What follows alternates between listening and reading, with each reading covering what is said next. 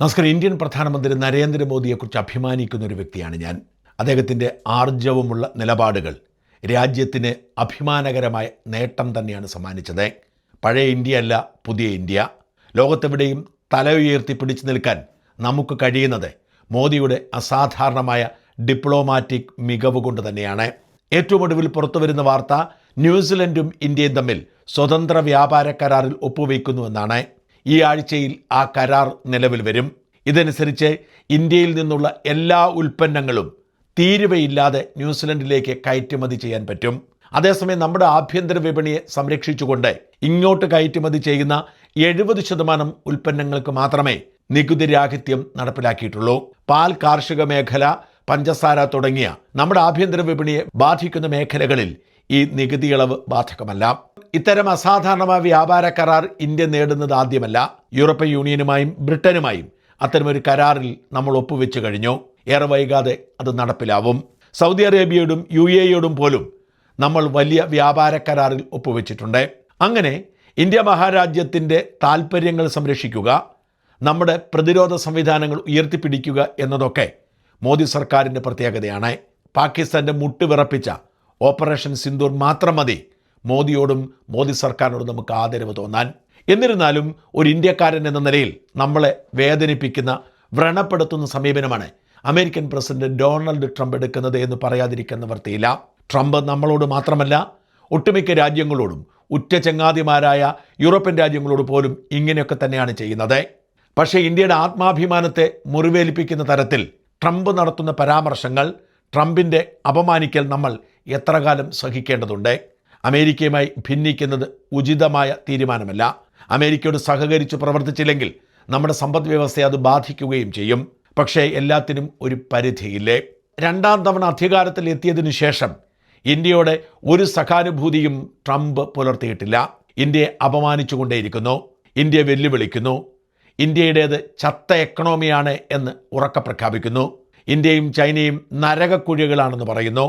ഇന്ത്യക്കാരെ കൈകാലുകൾ ബന്ധിച്ച് അനധികൃത കുടിയേറ്റക്കാർ എന്ന് പറഞ്ഞ് അമേരിക്കയിൽ നിന്നും നാട് കടത്തുന്നു. ഇന്ത്യയുടെ കശ്മീർ നയത്തിൽ ഇടപെടുകയും പാകിസ്ഥാനെ മുട്ടുവിറപ്പിച്ച് നമ്മൾ നേടിയ വിജയത്തെ അപഹസിക്കുകയും ചെയ്യുന്നു.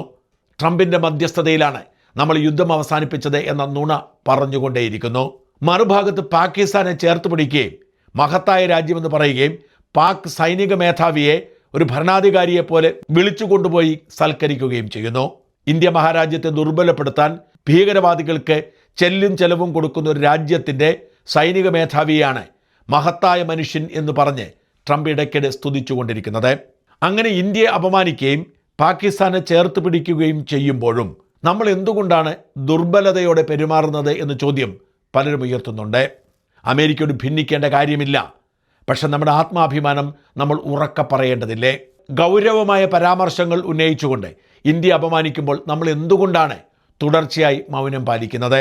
ഇന്ത്യയും അമേരിക്കയും തമ്മിലുള്ള വ്യാപാര കരാറിനുള്ള ശ്രമം വീണ്ടും ആരംഭിച്ചു എന്ന റിപ്പോർട്ടുകളുണ്ട്. ഇന്ത്യൻ പ്രതിനിധി സംഘം അമേരിക്കയിലുണ്ട്.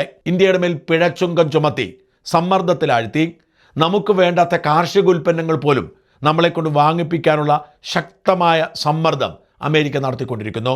നമുക്ക് ആവശ്യത്തിലധികമുള്ള കാർഷിക ഉൽപ്പന്നങ്ങൾ ജനിതക മാറ്റം വഴി ഉത്പാദിപ്പിച്ചിട്ട് അത് നമ്മുടെ തലയിൽ കെട്ടിവെക്കാൻ ശ്രമിക്കുന്നു. നമ്മൾ നോ പറയുമ്പോൾ നമ്മളെ അപമാനിച്ചു കൊണ്ടിരിക്കുന്നു. അമേരിക്കൻ സുപ്രീം കോടതി ട്രംപിൻ്റെ ചുങ്കം നിയമവിരുദ്ധമാണ് എന്ന് പ്രഖ്യാപിച്ചിട്ടും നേരത്തെ നമ്മളുമായി എത്തിയ ധാരണ നടപ്പിലാക്കണം, അമേരിക്കയുമായി ഉയർന്ന ചുങ്കത്തിൽ കരാർ ഒപ്പുവെക്കണം എന്ന് സമ്മർദ്ദം ചെലുത്തിക്കൊണ്ടിരിക്കുന്നു. ഓർക്കണം, ട്രംപിൻ്റെ പിടിവാശി ഇന്ത്യൻ സമ്പദ് വ്യവസ്ഥയ്ക്ക് ഇതുവരെ ഉണ്ടാക്കിയ ഡാമേജ് ചില്ലറയല്ല. 4ാമത്തെ വലിയ സമ്പദ് വ്യവസ്ഥയായി നമ്മൾ ഏറെ നാളുകൾക്ക് മുമ്പ് മാറിയിരുന്നു. ഇപ്പോഴിതാ ഇന്ത്യൻ രൂപയ്ക്കുണ്ടായിരിക്കുന്ന മൂല്യശോഷണം മൂലം 6ാം സ്ഥാനത്തേക്ക് പിന്തള്ളപ്പെട്ടിരിക്കുന്നു. ബ്രിട്ടനും ജർമ്മനിയും നമുക്ക് മുമ്പിലെത്തിയിരിക്കുന്നു എന്നത് ഖേദകരമായ അവസ്ഥയാണ്. നമ്മൾ നിശബ്ദത പാലിച്ചിട്ടും നമ്മുടെ സമ്പദ് വ്യവസ്ഥ താഴോട്ട് പോയിക്കൊണ്ടിരിക്കുന്നു. രൂപയുടെ മൂല്യം താണുപോയിക്കൊണ്ടിരിക്കുന്നു. ഏറ്റവും ഒടുവിൽ IMF പറയുന്നത് ബംഗ്ലാദേശിൻ്റെ ആളോഹരി വരുമാനമാണ് ഇന്ത്യയേക്കാൾ മുമ്പിലെന്നാണ്. നമ്മൾ മിണ്ടാതിരുന്നിട്ടും നമ്മുടെ സമ്പദ് വ്യവസ്ഥ കീഴോട്ട് പോകുമ്പോൾ ഇനിയെങ്കിലും മാറി ചിന്തിക്കേണ്ടതില്ലേ? അടിസ്ഥാനപരമായി ഇന്ത്യയെ വറുതിയിലാക്കുക, സമ്മർദ്ദത്തിലാഴ്ത്തുക എന്ന നിലപാടാണ് ഇപ്പോൾ ട്രംപിൻ്റേത്. നമ്മൾ എന്തിനു വേണ്ടിയാണ് അതിന് വഴങ്ങിക്കൊടുക്കുന്നത്? അമേരിക്കയുടെ സമ്മർദ്ദത്തിന് വഴങ്ങി നമ്മൾ ഇറാനുമായുള്ള എണ്ണ ഇടപാടുകൾ നിർത്തി റഷ്യയിൽ നിന്ന് എണ്ണ വാങ്ങുന്ന അവസാനിപ്പിക്കുകയും അമേരിക്കയുടെ അനുമതിക്ക് വേണ്ടി കാത്തിരിക്കുകയും ചെയ്യുന്നു. എന്തുകൊണ്ടാണ് അമേരിക്കയ്ക്ക് ബദലായി ചൈനയെയും റഷ്യയെയും ചേർത്ത് പിടിച്ചുകൊണ്ട് നമുക്ക് നമ്മുടെ സമ്പദ് വ്യവസ്ഥയെ മാറ്റി എഴുതാൻ കഴിയാതെ പോകുന്നത്?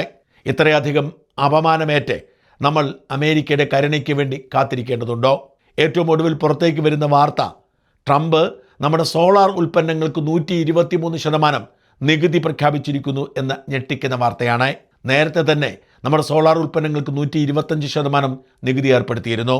ഇതുകൂടി ആയതോടെ ഇന്ത്യൻ സോളാർ ഉൽപ്പന്നങ്ങൾക്ക് ഏതാണ്ട് 248% നികുതിയാവുകയാണ്. അമേരിക്കൻ സുപ്രീം കോടതി അത്തരം പിഴ നികുതികൾ ഏർപ്പെടുത്തരുതേ എന്ന് പറഞ്ഞിട്ടും നിയമവിരുദ്ധമായി നമ്മുടെ മേൽ 248% നികുതി ഏർപ്പെടുത്തുന്നത് നമ്മുടെ സോളാർ ഉൽപ്പന്നങ്ങൾക്ക് അമേരിക്കയിൽ വലിയ ഡിമാൻഡാണ് എന്ന് തിരിച്ചറിഞ്ഞാണ്. ഇത്തരം പ്രതികാര നടപടികൾ അമേരിക്ക ചെയ്യുമ്പോൾ നമ്മൾ മൗനം പാലിക്കുന്നതും നമ്മൾ അതിനൊക്കെ വഴങ്ങിക്കൊടുക്കുന്നതും നമ്മുടെ ആത്മാഭിമാനത്തെ വ്രണപ്പെടുത്തില്ലേ? എന്തെല്ലാം അഭിപ്രായ വ്യത്യാസങ്ങളുണ്ടെങ്കിലും ഇന്ദിരാഗാന്ധിയുടെ തൻ്റെ ഇടം നമുക്ക് മറക്കാൻ കഴിയുമോ? 1971 ബംഗ്ലാദേശിനോട് ഇന്ത്യ യുദ്ധം പ്രഖ്യാപിച്ചത് അമേരിക്കയുടെ അനുമതി വാങ്ങാതെയായിരുന്നു. അമേരിക്ക അക്ഷരാർത്ഥത്തിൽ ഞെട്ടിപ്പോയി. ഇന്ത്യയോട് ആ പണിക്ക് നിൽക്കരുത്, ഞങ്ങൾ പാകിസ്ഥാനെ സഹായിക്കും എന്ന് പ്രഖ്യാപിച്ച് രംഗത്ത് വന്നു. എന്നാൽ അത്തരമൊരു യുദ്ധപ്രഖ്യാപനം ഇന്ത്യക്ക് ആവശ്യമായിരുന്നെന്ന് ഇന്ദിരാഗാന്ധി തിരിച്ചറിഞ്ഞു. ഇന്ത്യയുടെ 2 വശത്തായി പാകിസ്ഥാൻ കുടികൊള്ളുന്നത് ഇന്ത്യൻ സുരക്ഷയ്ക്ക് ദോഷമാകും എന്ന് തിരിച്ചറിഞ്ഞാണ് പാകിസ്ഥാനെ പിളർത്തി മറ്റൊരു രാജ്യമുണ്ടാക്കി കൊടുക്കാൻ ഇന്ത്യ തീരുമാനിക്കുന്നത്. ആ തീരുമാനവുമായി ഇന്ത്യ മുമ്പോട്ട് പോയപ്പോൾ അമേരിക്ക അവരുടെ 7ാം കപ്പൽപ്പടയെ ബംഗാൾ ഉൾക്കടലിലേക്ക് അയച്ചു. ഇന്ത്യയോട് യുദ്ധം അവസാനിപ്പിച്ച് പിന്മാറണം എന്ന് അന്ത്യശാസനം കൊടുത്തു. കരുത്തനായ പ്രസിഡന്റ് റിച്ചാർഡ് നിക്സൺ മാത്രമായിരുന്നില്ല, ഹെൻറി കിസിഞ്ചർ എന്ന എക്കാലത്തെയും അമേരിക്ക കണ്ട ശക്തനായ ഉദ്യോഗസ്ഥനും അന്ന് ഇന്ത്യക്കെതിരായിരുന്നു എന്നോർക്കണം. അന്ന് അമേരിക്കയുടെ സുരക്ഷാ ഉപദേഷ്ടാവാണ് പിന്നീട് സ്റ്റേറ്റ് സെക്രട്ടറിയായി മാറിയ ഹെൻറി കിസിഞ്ചർ. റിച്ചാർഡ് നിക്സണും ഹെൻറി കിസിഞ്ചറും ഇന്ത്യക്ക് താക്കീത് കൊടുത്തപ്പോൾ ഇന്ദിരാഗാന്ധി പറഞ്ഞത് ഇന്ത്യ അമേരിക്കയെ സുഹൃത്തായാണ് കാണുന്നത്, ബോസായി അല്ല എന്നാണ്. അങ്ങനെ പറഞ്ഞ് അമേരിക്കൻ കപ്പൽ വ്യൂഹത്തെ വെല്ലുവിളിച്ചുകൊണ്ട് ഇന്ത്യ പാകിസ്ഥാനെ പിളർത്തി ബംഗ്ലാദേശിന് രൂപം കൊടുത്തു. പിന്നീട് അമേരിക്ക സന്ദർശിക്കാൻ പോയ ഇന്ത്യൻ പ്രധാനമന്ത്രി ഇന്ദിരാഗാന്ധിയും റിച്ചാർഡ് നിക്സണും തമ്മിൽ ഭിന്നതയുണ്ടാവുന്നു. ആ ഭിന്നതയിൽ ശക്തമായി പ്രതികരിച്ചുകൊണ്ട് ഇറങ്ങിപ്പോകുന്ന ഇന്ദിരാഗാന്ധി നിക്സണും ഇന്ദിരയും ചേർന്നുള്ള സംയുക്ത വാർത്താ സമ്മേളനം ഉപേക്ഷിച്ച് ധീരത കാണിച്ചു. 55 വർഷം മുമ്പാണെന്ന് ഓർക്കണം. ഇന്ത്യ അന്നൊരു വൻ ശക്തിയേ അല്ല. എന്നിട്ടും അമേരിക്കയ്ക്ക് മുമ്പിൽ ഇന്ത്യ എടുത്ത ചങ്കൂറ്റമുള്ള നിലപാട് ലോകത്തിന് മുൻപിൽ ഇന്ത്യയുടെ ധീരതയുടെ ഉദാഹരണമായി ചൂണ്ടിക്കാണിക്കപ്പെട്ടു. അത്തരമൊരു സാഹചര്യമാണ് ഇപ്പോഴും രൂപപ്പെട്ടു വരുന്നത്. ഓപ്പറേഷൻ സിന്ദൂർ അടക്കമുള്ള കാര്യങ്ങളിൽ ഇന്ത്യയെ അപമാനിക്കുന്ന, ഇന്ത്യൻ സമ്പദ് വ്യവസ്ഥയെ ശിക്ഷിക്കുന്ന അമേരിക്കയ്ക്കെതിരെ ശക്തമായ നിലപാടെടുക്കാൻ ഇനിയും വൈകിക്കൂടാ. അല്ലെങ്കിൽ ഇന്ത്യയുടെ ആത്മവിശ്വാസത്തെ അത് ബാധിക്കുകയും ഇന്ത്യൻ സമ്പദ് വ്യവസ്ഥയ്ക്ക് അത് തിരിച്ചടിയായി മാറുകയും ചെയ്യും.